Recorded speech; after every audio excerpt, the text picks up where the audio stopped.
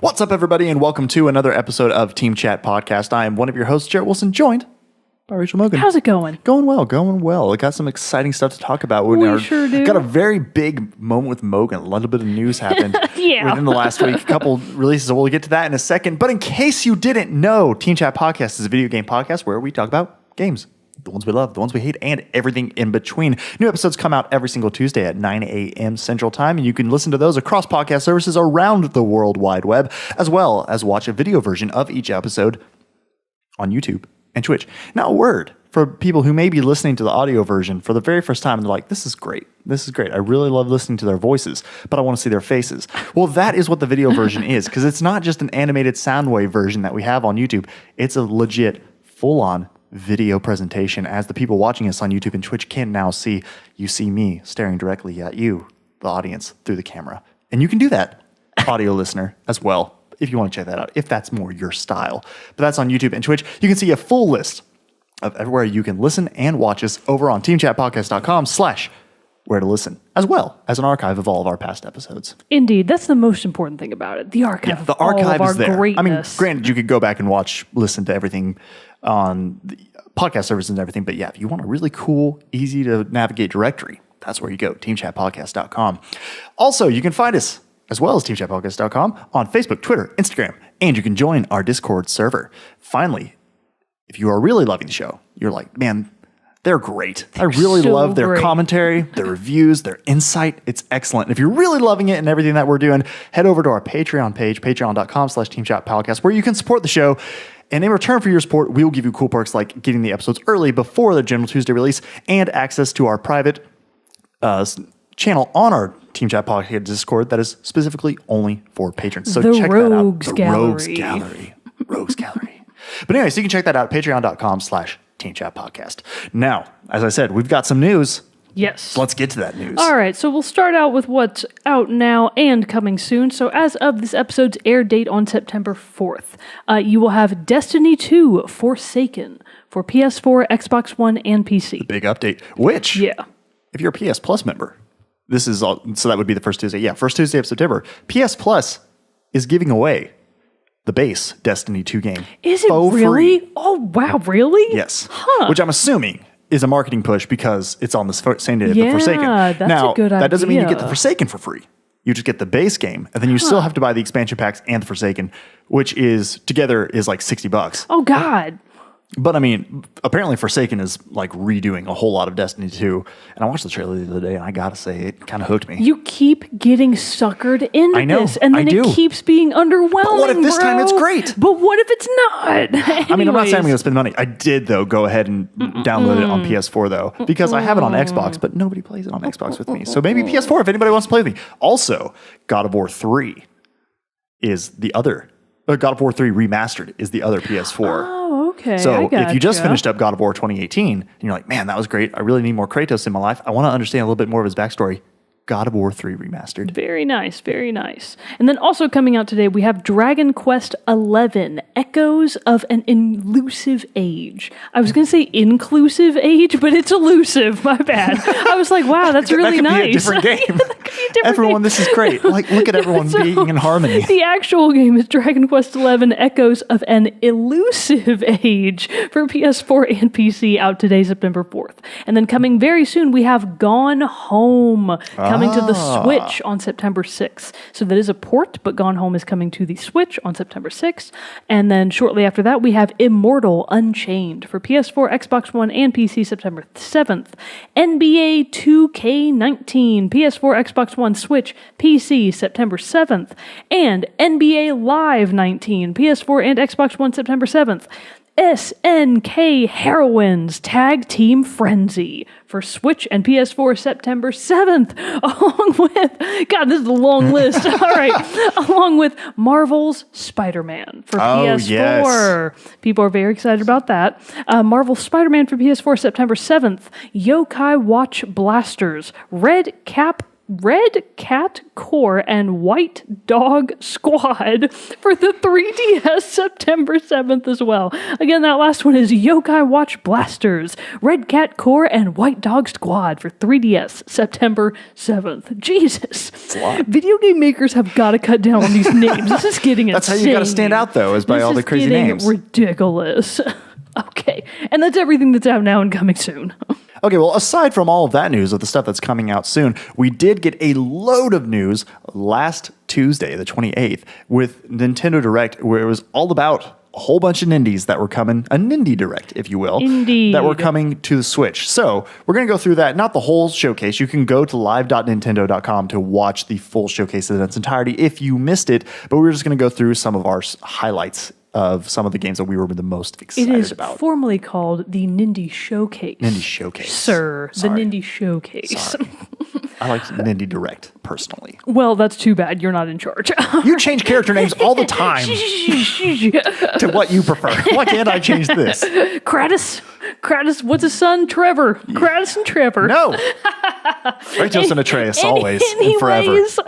So the Nindie Direct is, of course, Nintendo's opportunity to showcase all of their indie titles that are either going to be exclusive to the Switch, or in this case it's the Switch, right. Exclusive to the Switch, or that are being ports from past games. So a lot of it was ports, and some of the top 3 that we saw that people are really excited to be coming to the Switch are Into the Breach. Yes. A hit turn-based strategy game headed to Nintendo Switch. It is a basically like a mech style game.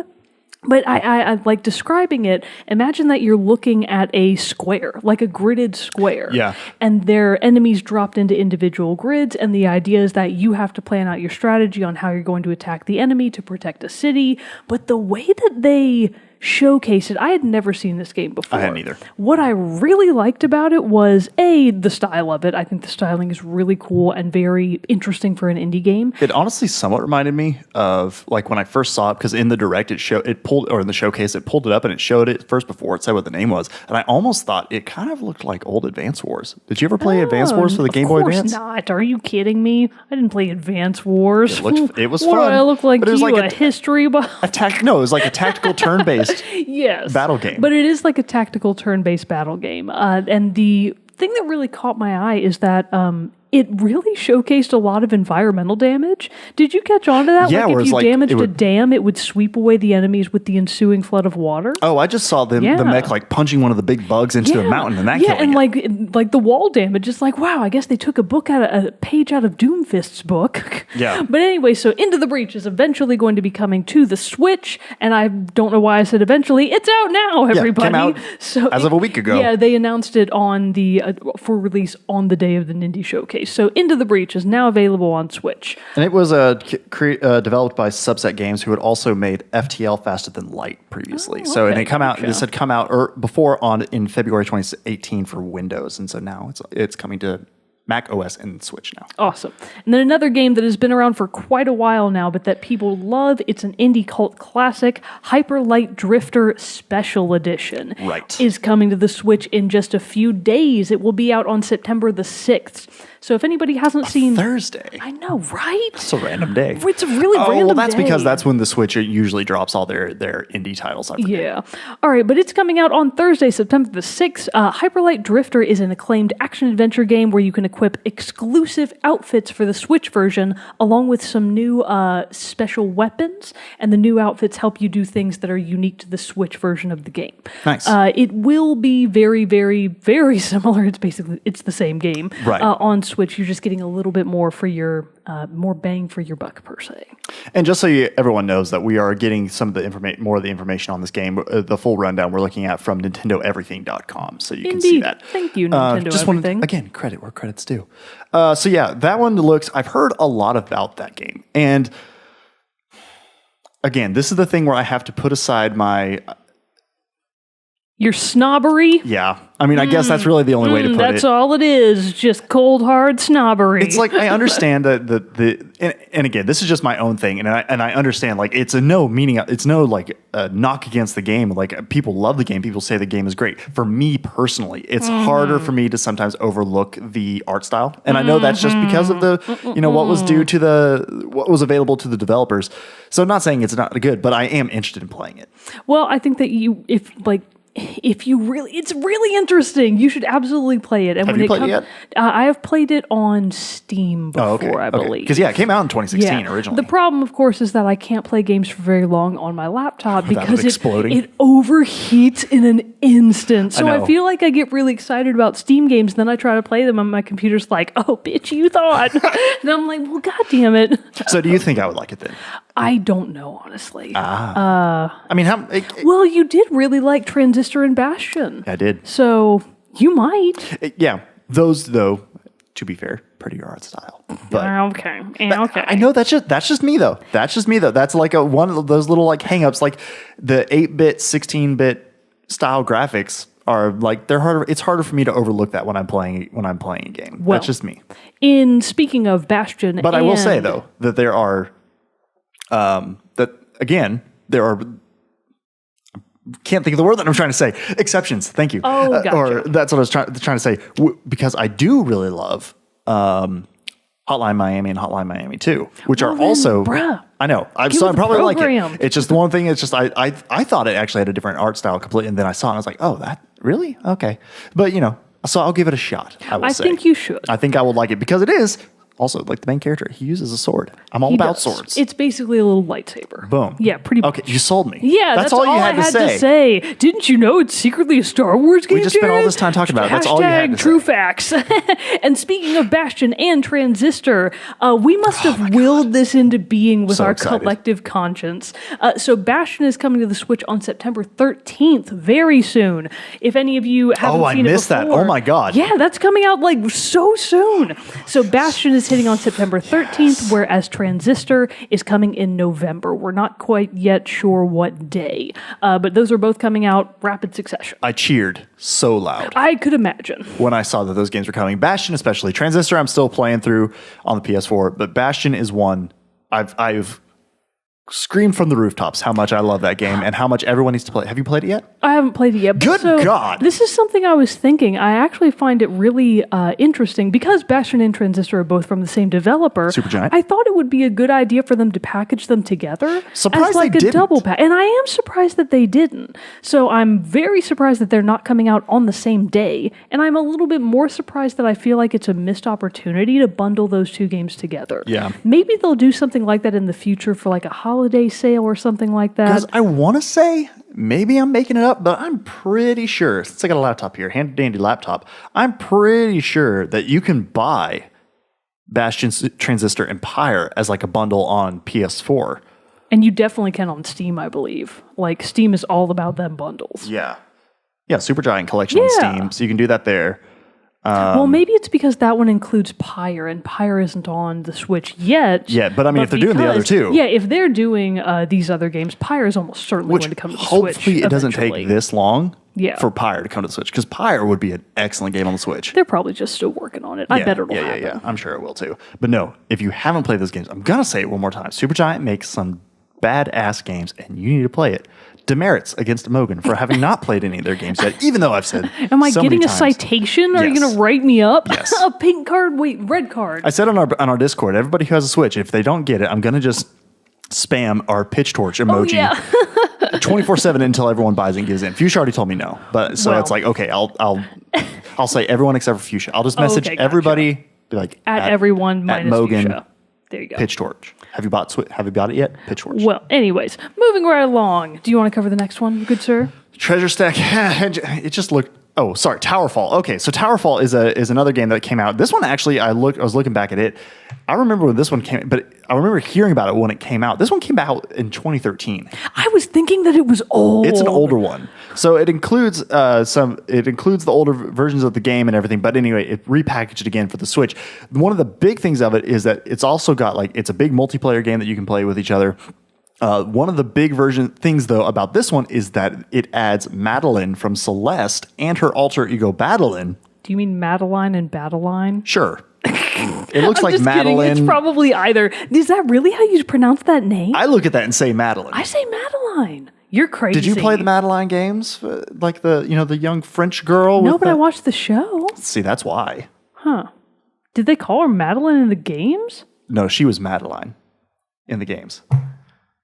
I don't know why I played those games. My sister had it, I guess. Anyways, the point is, you can play as them. You can play as Madeline and Badeline from Celeste. Or Madeline and Badeline. Or Madeline and Badeline. You know what? Maybe it's Madeline and Badeline. See, and here's the thing, though.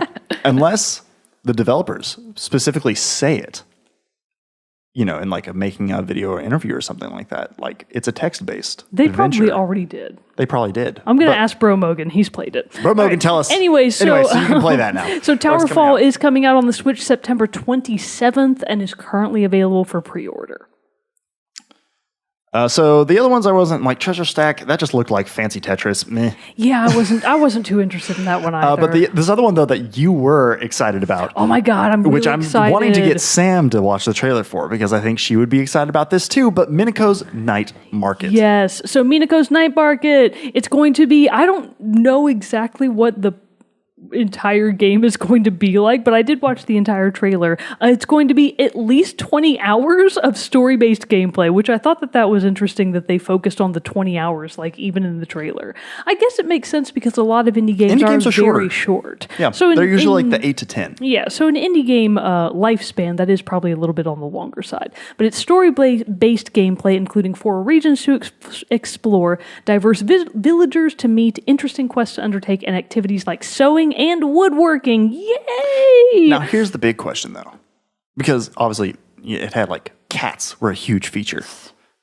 It looked like you were growing the cats from the garden. I don't know if that is the case. But anyway, so the point is, as far as the activities like sewing and woodworking go, you're doing that to make things to sell at your stall in the night market. Okay. So it seems like this game might be a bit of a fusion between reality and like a magical night world. Because I think Minako like goes to this magical night world. Because it looked like you were hiding from enemies. And there was some kind of like, at this one point, it showed her like hiding behind a rock and like nervous sweating and stuff like that as these other people looked like policemen or something like that were walking around looking like they were trying to find her. So it's like what happened? Did she break the law? Well, I don't know about that, but I think one of the key cornerstone story points of it is that you're kind of also looking for a cat god named Abe. Like he's this big giant kitty that walks around, and there's a bunch of other kitties all over the place. And I'm just like, wow, I don't care what this game is about. I'm definitely kidding. So when it started, the trailer started. And it showed all the cats. I thought it was that game that you've been playing on your phone, Nino Katsume. I thought it was that. Neko Atsume, you uncultured swine. You've only talked about it like a couple of times. I was going off the information I had in my mind. But anyway, so like I thought it was that. And then it showed it was different. And I was like, oh, okay. But still, lots of cats, lots of dogs. And there's not a formal release date yet, but it is slated for early 2019. So hopefully January, February. Those are all the big ones that I think I really had. But what are your thoughts on Untitled Goose Game?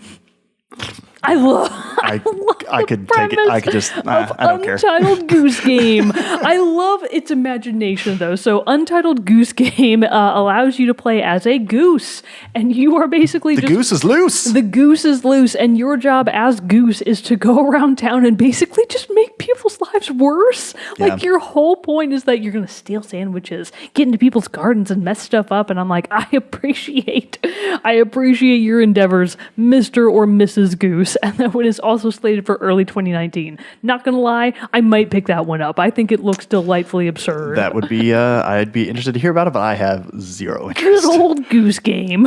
All right, so the rest of the games that were announced coming out were, we talked about Treasure Stack, Zarvot, Charcoal and Mustard. Oh, Zarvot is the game. Charcoal and Mustard are the stars of the game. I thought that was the full title. Zarvot, Samurai Gun 2, Bullet Age, The World Next Door, Levelhead, King of the Hat, and then also The Messenger, Wasteland 2, Director's Cut, Undertale. Oh, Undertale. Yeah, Undertale, September 18th. Light Fingers, Super Brothers, Sword and Sorcery EP, Jackbox, Party Pack 5, Desert Child, and Dragon Marked for Death. Boom. There you have it. Awesome. Tons of Nindy games. Yep. Coming lots of to stuff the Switch. to look forward to. But on to the main thing. So we're not just going to focus all on those indies. We do have a nice piping hot, fresh review for everyone today. Well, we're calling it fresh, but the truth is that it's been approximately, let me check my watch here, almost 1 year since I technically started. That's true. Yeah, it's been a while. So for reasons that, actually, I'll tell you exactly why. So you may recall that from last October, we were about to do our Halloween episode. Yes. And I had picked out The Vanishing of Ethan Carter as as one of the games that I was going to play and showcase for the Halloween episode circa 2017. Yes. So here's the thing. I made it quite far in Vanishing of Ethan Carter. I think I made it just far enough to be able to do a first impressions episode back when we have initially recorded. And then I went back and continued to play because I was very interested and I really wanted to finish it. Here's the thing though. I got to what I now know is about 4/5 of the way through and got to the first part of the game that I would actually describe as scary. And I shit you not, I got to a point that had one of the game's only jump scares. And I was kind of so rattled by it that I was like, I think it's time for me to stop. So you're not going to finish it? No. I stopped at that time. Oh, okay. So it scared me bad enough that I was like, okay, you know what? I'm going to stop. And I was also stuck. So I realized that I was doing something wrong. I was like, wow, I think I'm definitely doing something wrong. I don't know how to actually solve this puzzle. So I segued off to another section that I really wasn't far enough in the story to get to. So I know I was doing something wrong at the time. But a jump scare happened, and then I was like, nope, forget it. You were playing it probably at night. It was at nighttime. I had like a couple of glasses of wine and I was too more susceptible to the scares. I can't do it. So I totally gave up like a coward. And it's not even a scary game. That's the thing. It's like really not scary. Yeah. So I don't know. I really failed on that account. But Bro Mogan has played and finished The Vanishing of Ethan Carter. And it was on Brandon's list of the games that I think it made his top 20. Yeah. Yeah, I believe so.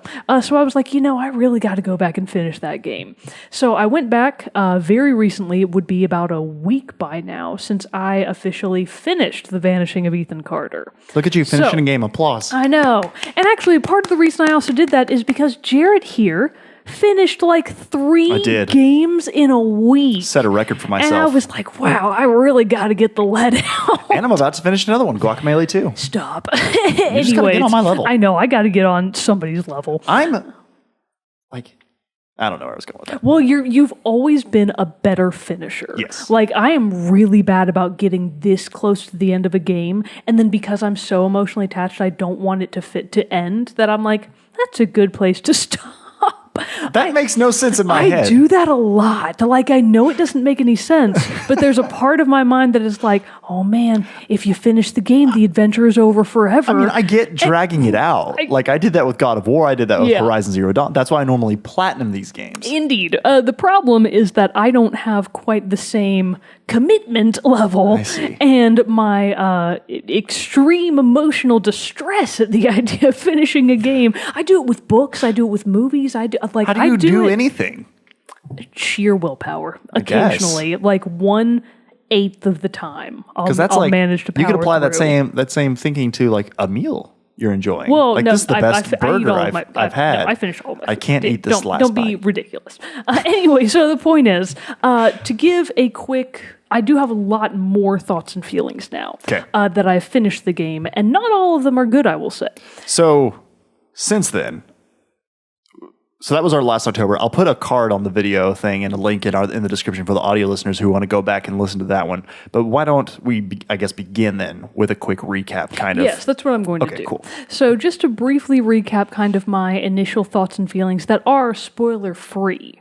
So the whole premise of the game, and this is just very early game stuff, you don't have to be afraid of hearing this, is you start the game coming out of, I believe it's a train tunnel, and you're walking into a town that I think is called Red River Valley. I might be wrong about that. I forgot a lot of the details because I picked up right where I left off and kind of like glossed over a bunch of the past stuff. And see, at that point, I'd be wanting to start over. No, I didn't. I was like, if I start over, I'm never going to finish. I just have to power through. Oh, so the point is, I think that you are Inspector Prospero, I believe is your name. That sounds very... You can fact check me on that, but I think I'm right. Just as we go. You are playing basically a PI. You're a private investigator. Your name is Detective Prospero. You're coming into this town because you have received a letter from a boy named Ethan Carter. And in the letter, he describes a dire situation. He's in terrible distress and he needs your help. So you are essentially a paranormal investigator of sorts. Maybe not paranormal is the right word. You're kind of like... That's what the Wikipedia article describes okay, gotcha. Well, all right. I was going to say that he was more like a spiritual / psychic detective because he's got some really interesting powers that manifest in the game as very interesting gameplay mechanics. So this is all like right off the bat, you're starting to learn this stuff. First of all, mechanically, the game is very simple. You really only use a handful of your buttons to interface with the game. Those would primarily be square, I think is like your investigate button. Like basically square is your action button. There's no jump, there's no real run, there's just walk and maybe walk faster. And that's about all you can do. Okay. So you can look around, you can investigate things using your action buttons, but that's about it. In terms of actual dialogue, you do get some really nice voice acting from the various cast, including Inspector Prospero, but he never actually talks to anyone. He's more like overhearing or seeing events. Yeah. There's no actual dialogue between him and any other character. It's just you getting basically his internal monologue. And the way that they do it is really nice and kind of film noir, because it's like he's this hard-boiled inspector and he's giving you the gist of what he's doing. And he kind of sounds both sympathetic and like toughened to the world. So he's not necessarily I can't think of any examples from the 20s and 30s, but I'm sure that somebody could. Perhaps like a Humphrey Bogart character? Yes, he's not like that guy. That's exactly what I was trying to say. I just couldn't remember his name. Good job, Jerrett. Thank you. So he's not quite like that. He's a little bit more soft, you might say. He has a little bit more compassion towards the world. But you immediately start off investigating where Ethan is. And the way that you do that is by finding stories that Ethan has left behind. Maybe not for you, but that he's just left everywhere for other people. So a prime example of this is in the very first section of the game. When you come out of the train tunnel, you're in kind of a wooded area. And first and foremost, the game is beautiful. I played the version on PS4. It's very inexpensive on PS4. You can get it on sale like very frequently for less than $15 easily. I definitely think that's a good price point for this game too. So you go through, and when you find clues, essentially, what you're really trying to do is put together the pieces of a particular story point. So let's say that I find a dead body, for example. I found a dead body, and when I look at it and focus on it using Inspector Prospero's psychic powers, it's kind of like a portal opens up around it, like a field of vision opens up around the event or the body in question. And you're like, oh, I can't quite expand my field of view all the way out. I don't have enough information. So that's where the whole idea of finding clues comes into. So if you're trying to investigate A, then you kind of have to branch out into the environment and find B, C, D, and E parts of that story, and then come back to the main point, expand the field of view out entirely. And it will then frequently do this thing where you essentially reenact a scene, because let's say that you're dead. I'm using very vague. Oh, God. Yeah, I'm using really vague stuff. Let's say that I found your dead body on the ground and your head has been chopped off. And I'm like, wow, he died really violently. I got to figure out what the events leading up to this were. So let's say that when I expand my field of vision, the whole world goes kind of ghostly and blue. And up from your dead body, 5 like spirit points basically come up and they kind of expand out into the world. And if you follow them, they will manifest into ghostly reenactments of what happened. Interesting. So for example, at point 1, I might see you and the culprit in question, but you're just standing next to each other. You just look like you're chilling. But then I go on to the next point, and it's like, oh, he's just pulled a knife from behind his back, and he's sneaking up on Jerrett. Oh, no. And then at point 3, there's a struggle, and he's actively trying to kill you. At point 4, your head is gone. Well, and then damn. at point 5, he like kicks your body into a ravine or something. And that's where I found you, your dead body here in this ravine. And that's just a made up example just to demonstrate how the game functions. So when I find all of the points of action, I then have to put them in order. And I say, okay, I think that's number 1, that's number 2, 3, 4, and 5. I lost my head first. And if you get them wrong, there's no penalty. It's just like, no, you got that wrong. You have to redo it. Restart it. And if I get them right, the entire scene will play out in order, like in real time. It'll basically give me a flashback of what that event was. Will it still be like in that ghostly blue, or will it be like a full, like a cutscene? Usually when you're done with the ghostly blue and you've succeeded, it'll show you the full cutscene. Okay. So that's exactly how the game tells you its overarching story. And this is done to very interesting effect. So essentially, you're just going around to different parts of the map. You typically find a letter or a story from Ethan that is attached to an event. You investigate the event, you put the event together, and then you've got your next point of interest. So the game is not exactly linear, but there is a very natural environmental progression to it. So let's say, for example, that I come out of Red River Valley's train station and I go into this very ghostly and tiny, tiny town that is Red River Valley. Technically, I could probably go a couple of different ways, but depending on how far I've progressed in other stories, a way might be blocked or I might not be able to very easily get to it. So the game does kind of want you to naturally follow a certain progression. So this is where things are going to get really spoilery. So that's the game in a gist. So spoilers. Yes. So Alert. Quick, Spoilers. I'll give a real quick recap with no spoilers. So I think the game is fantastic. The mechanics are very solid. It's a beautiful game. It is older, and it is kind of more like an indie game. It's Isn't short. it like 2014? Yeah, I think it's 2014.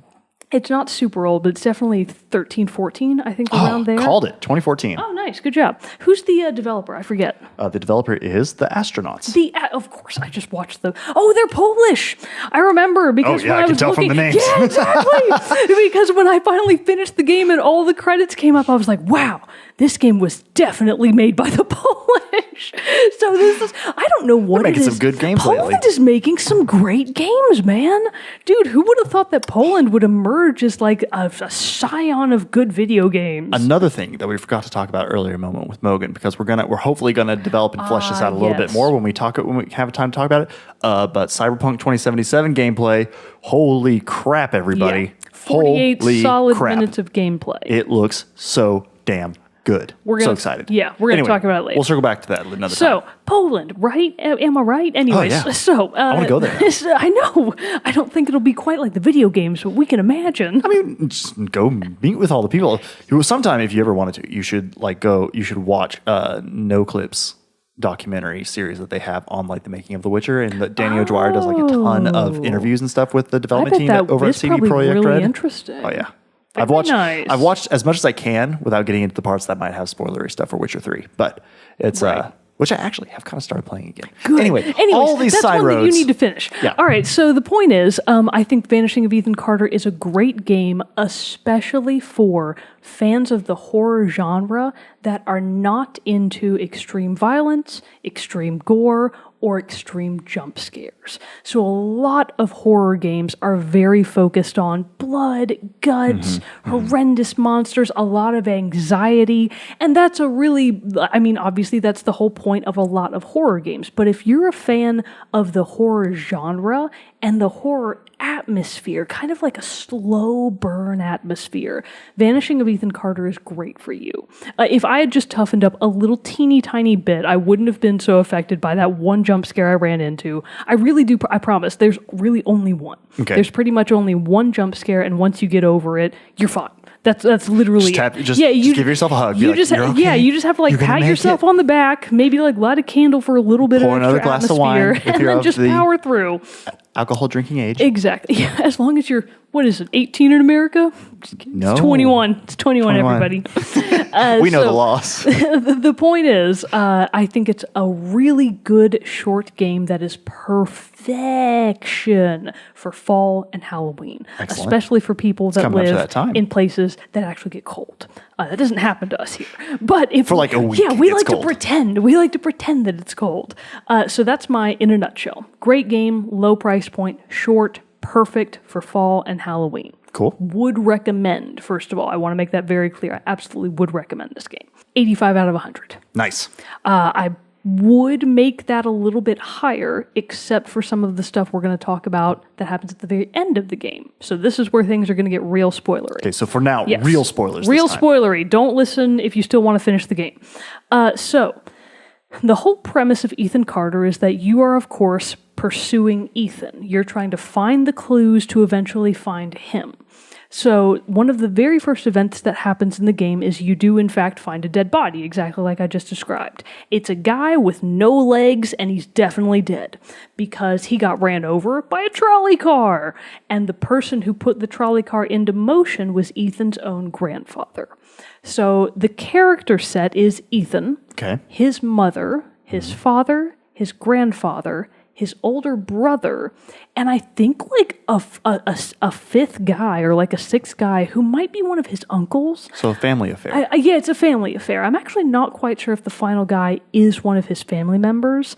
If it is, it's not an immediate family. It's like an uncle or a family friend or something. He was the worst character, so I didn't bother to look at him that much. I was like, yeah, you deserve to die, buddy.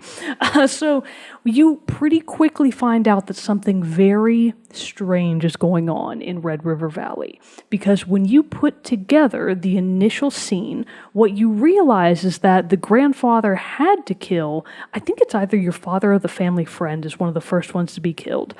He had to do it because the guy was trying to kill Ethan actively. Like he was like, I'm definitely going to kill Ethan. Because the family, basically all of the members of this tiny, tiny town, which is really just the family, believe that Ethan woke up the sleeper.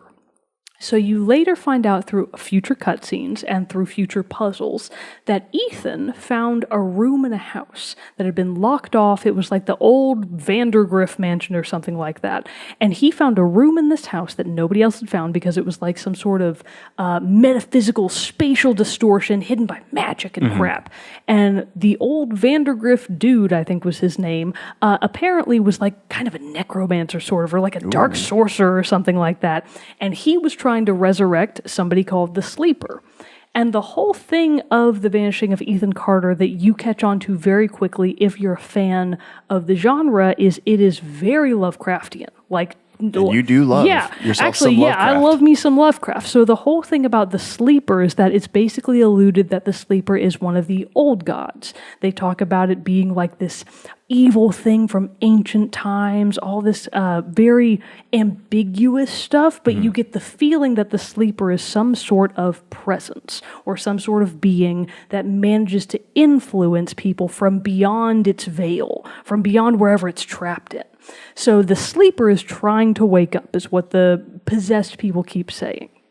So the gist is that the Sleeper, who was supposedly awoken, or at least partially awoken by Ethan when he found this room, is trying to fully wake up and bring itself back into the world for the purpose of, I don't know, world domination or destruction. It's very, very vague.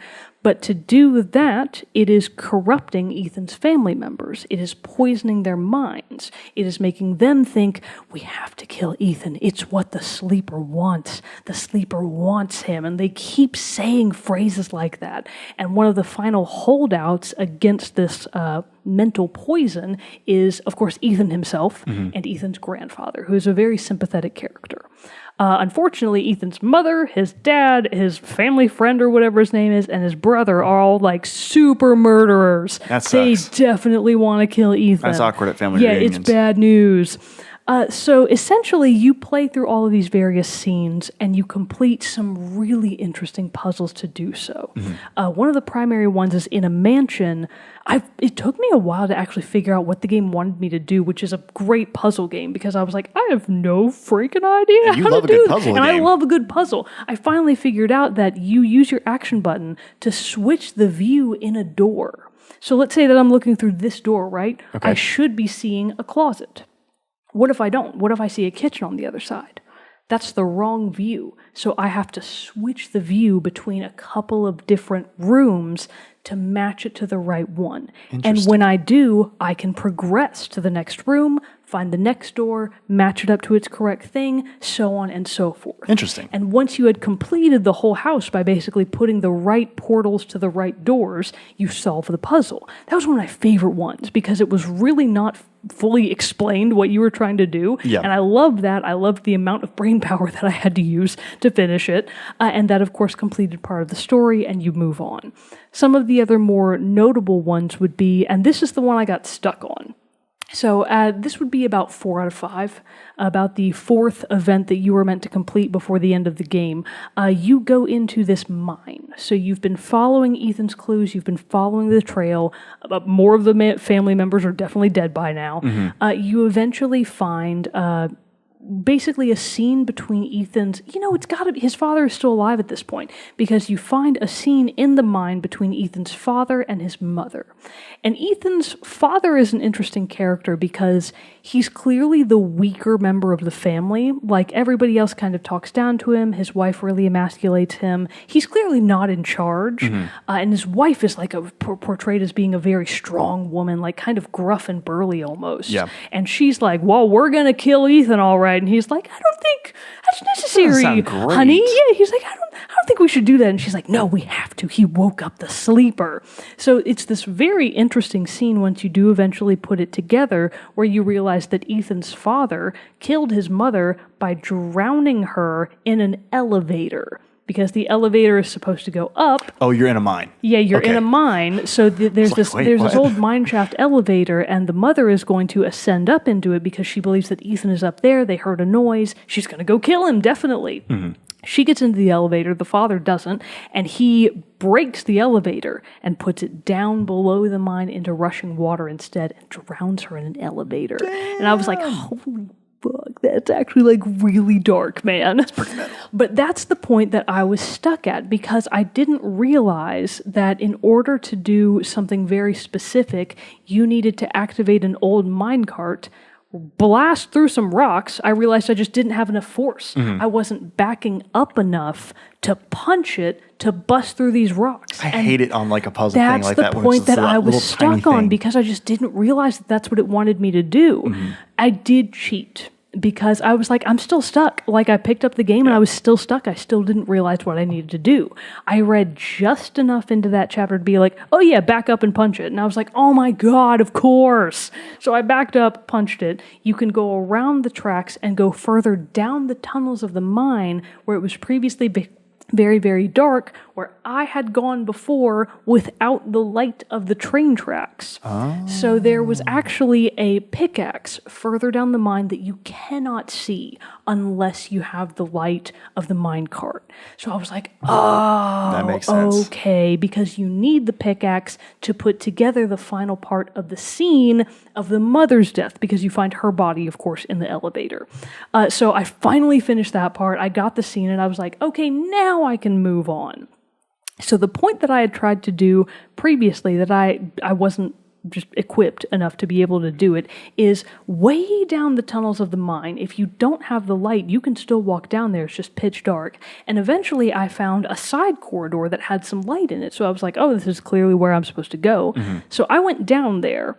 And ran into what is the game's next puzzle for the mine. It's a maze. It's basically a maze puzzle. And you are trying to find the bodies of, I think, 5 deceased miners who were actually like in a cult. And their cult was trying to resurrect some sort of horrible water demon or something like that. And one of the miners was like, hey guys, I don't think we should do this. And the point is, they're all dead. I don't know what the entire premise was, but they're all dead. And you have to find all of their bodies to release their souls to reenact the opening of the gate, which is what their cult was trying to do.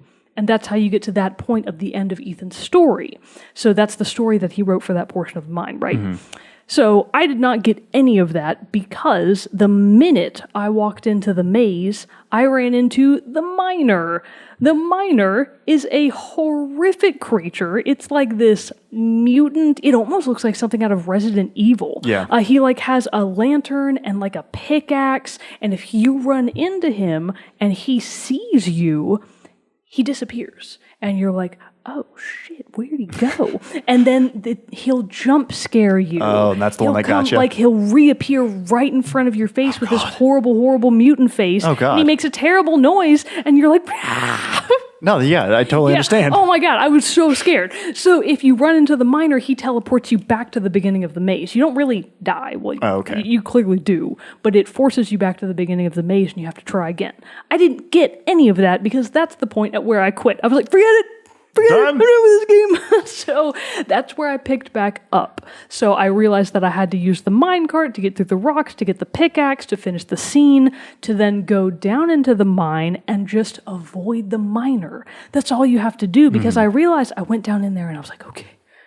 Oh my God, he's like definitely down here still. I was like really scared. He didn't leave. I was like, he's not asleep I was either. like, I think he's definitely still down here. And like I was going through the mine and going, and I had found like 3 bodies. And I hadn't run into the miner yet. And I was like, maybe when I solved the puzzle, it got rid of the miner.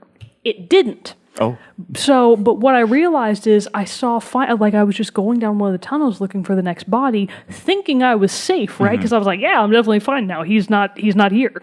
And I heard a creaking noise and saw a light from down one of the corners of the maze. And I was like, yeah. So I just ran. I ran like a coward. Yeah. I turned around and ran away. And he didn't come after me. So that's the puzzle. You have to just avoid the miner. You just run away from him. Like when you hear him around the corner, you just run away. Yeah. And I was like, that's my kind of mechanic game. I would much rather, because you can't fight. You don't have weapons. You don't have any way to do that. So you just run away from him, keep finding all 5 of the bodies, and then you eventually follow their souls to reenact this part of the gate. Did not get to any of that the first time around. This was all brand new information to me. And I was like, wow.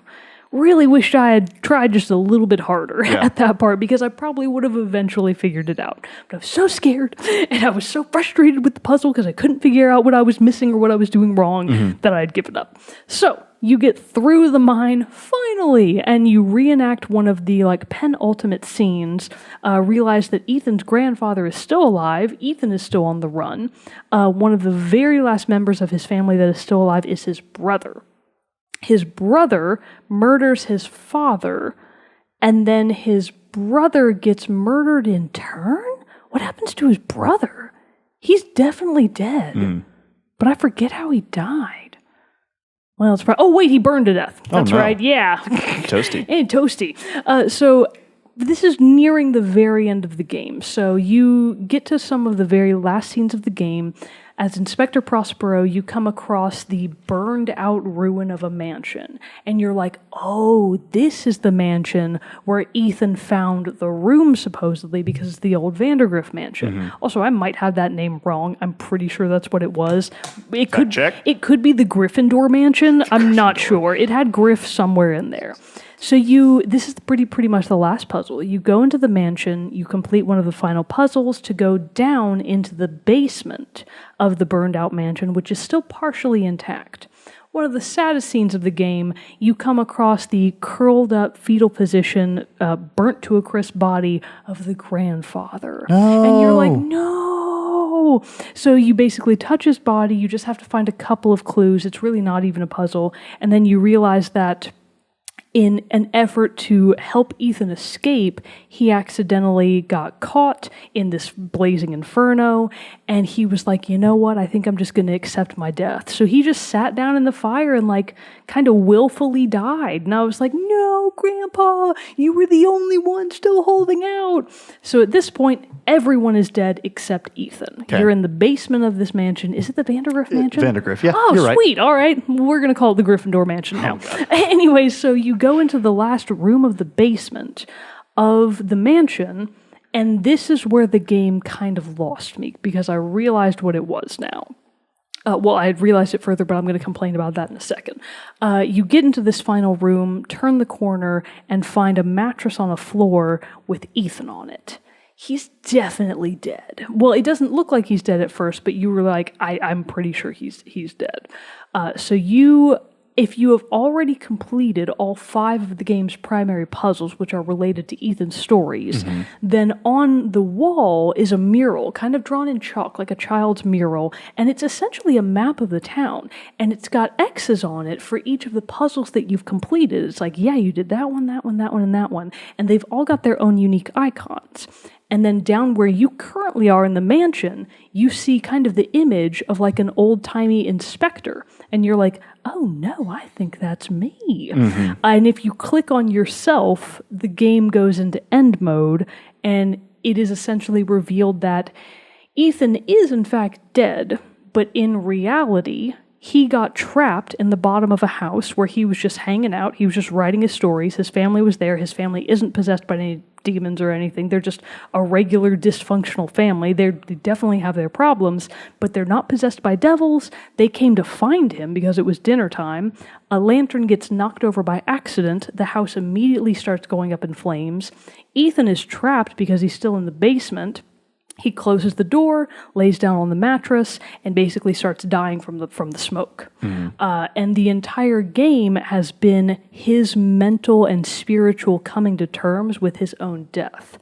So you, the character of Inspector Prospero, you're totally made up. You're a fictional character that Ethan wrote for himself, basically in his dying moments.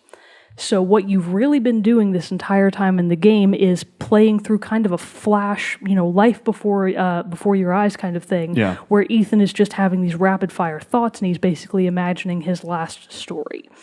And then you get this it's a very well done kind of conversation between Inspector Prospero and Ethan. He's like, yeah, you can let go now, kid. And he's like, cool, peace out, bro. He doesn't say it that way, but he's like, all right, I'll go into the light. So Ethan just dies, and the game just zooms out in this really well done slow-mo zoom out. The world is frozen, and it just shows the various characters that you've encountered by then escaping the house. They're trying to put the flames out. Some of them are stop, drop, and rolling because they're on fire too, and you're like, wow, so Ethan just is definitely dead. His family was just a normal family. There are no elder gods. There's no sleeper. It was all the imaginings of a child.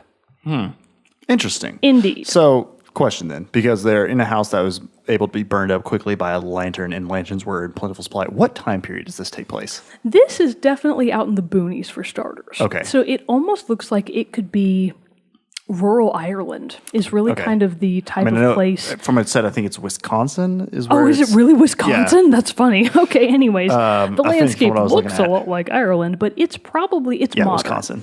Okay, it is modern. Okay, I didn't know if it was one of those things where it's like an inspector in the late 1800s, early 1900s kind of thing. So Inspector Prospero is definitely modeled after the film noir inspectors, which I guess is what Ethan would have based them on, but that's not the time period. Okay. And you can tell that pretty readily because the characters all wear very modern clothes.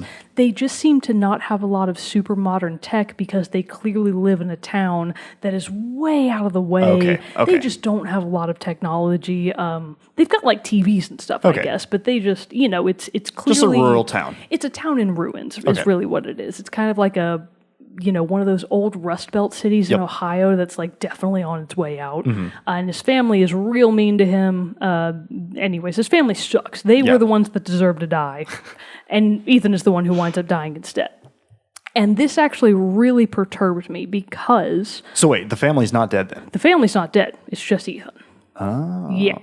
So I was really hoping that the game wasn't going to take this turn because I feel like the whole idea of, it was all made up all along, it was all imaginary, this is just your quest for acceptance of death, I feel like that makes it less interesting to me. Because that's been done a lot. It's been done a lot. Not necessarily even in horror movies. That's kind of the whole premise of the show 30 Rock, is that 30 Rock is just the imaginings of Kenneth Parcell, the page. Yeah. who's been alive for like forever. Like some weird like mystical. He's an elder god. Exactly. Kenneth Page is definitely an elder god. It's an interesting thing that it would choose to go that way. Also, though, when you were describing that ending, that reminded me a lot of how you described the ending to Rime. See, here's the difference. I still think that Rime did that particular genre way better because you don't get the sense that Shelby. So with Rime, it's more like parallel adventures. Okay. You're getting the adventure of both the father from Rime on his path of acceptance to the death of his son. Meanwhile, the gameplay, which is Shelby making his own way through the 5 stages of grief, essentially, or in my interpretation, the 5 stages of him accepting his own death, you still feel like that's very real. Mm-hmm. Like it feels like it's his own spiritual journey through basically the spirit world. Like it feels much more tangible in Rime because you feel like, yeah, he's probably just going through various stages of, air quotes, hell. It doesn't look like hell, of course, but that's clearly what is happening. And parallel to that is his father going through his adventure of accepting his son's death. It feels a lot more tangible and a lot more real in Rime. Mm-hmm. In Vanishing of Ethan Carter, I didn't get that same level of A, emotional attachment, B, emotional satisfaction. So I don't think that Vanishing of Ethan Carter had the kind of 1-2 emotional punch that Rime had, or even that other games have done, I think, to a little bit better extent. And what I really wanted instead was for it to lean in full force to the Lovecraftian parts of its horror. With the Mind Story, when you complete the Mind Story, it gives you a, basically, not fake, but like an imagined scene of what Ethan's story is. And it kind of plays out, well, what if the miners had resurrected this god that they were trying to get? And it's like this underwater, like Cthulhu kind of monster with tentacles and stuff, and it's going to flood the world. And I was like, yeah. Awesome. I wish they had stuck with that. I really wish that the game had ended and it had been more real. And I think it was kind of a letdown to me that it wasn't more of a tangible, there's definitely something really bad happening out here. Mm-hmm. There's definitely a demon or some sort of cosmic god. Something's going up here. And that didn't happen. Yeah. So that was definitely a disappointment for me, but I still enjoyed the game tremendously. Cool. Good to know. Yeah, because I agree. Like I understand the stories where it does do that and it makes sense to have it, but every once in a while you do just want that one that's just going to fully embrace the weird. I just want it because the thing is, a lot of Lovecraft stories start in very much the same place.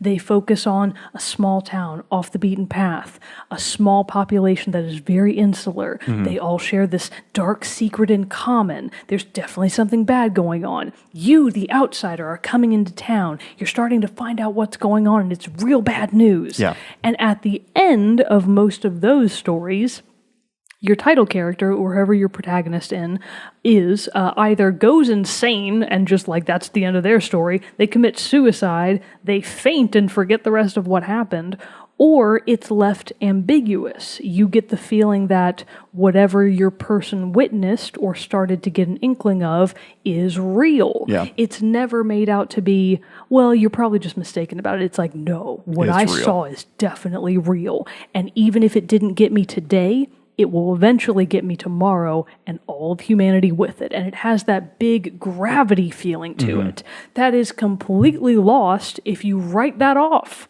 as being imaginary. And I really wish that hadn't happened. I wish that he had gotten to the end of the story as Inspector Prospero.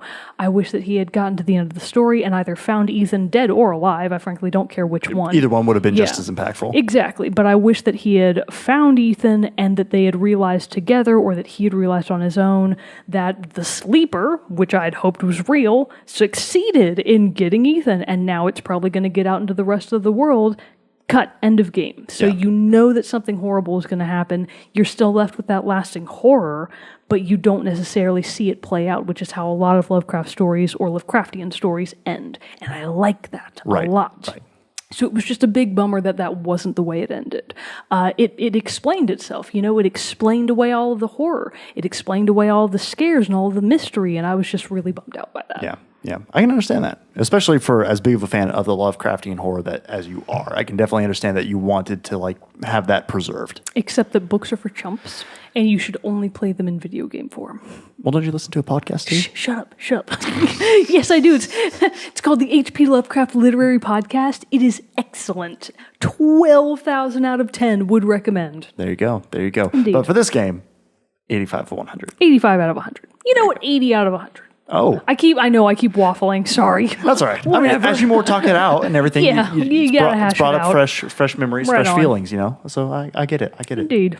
So there you go. The Vanishing of Ethan Carter. It's getting to the perfect time of year, as Mogan says, to be fully able to enjoy this game. So give it a playthrough. Now would be the perfect time to start looking for it to go on sale. Yes. Typically, as Halloween approaches, especially in the PSN store and the Xbox store, it is the kind of game that you're going to see go on sale. Nice. Well, before we wrap up this episode of Team Chat Podcast, we have to go with tradition and give you our soundtrack spotlight for this week. Now, we're going to focus on the music from a game that we mentioned earlier when we were talking about the Nindies Showcase, and that game is the great, the wonderful, the game everyone should play, Bastion from Supergiant Games. The soundtrack is composed by Darren Korb. He is the in-house composer for Supergiant. He's also done the scores for Transistor and Pyre. Excellent. All three of them are excellent, but we're going to focus on Bastion. The song this week is Mine, Windbag, Mine, and it's one of the more action-themed songs. Yeah, and action-packed songs of the soundtrack. So enjoy that after the close. But with that concludes this episode of Team Chat Podcast. I am one of your hosts, Jerrett Wilson, joined by Rachel Mogan. Adios. We'll see you all next time. Stick around for the song.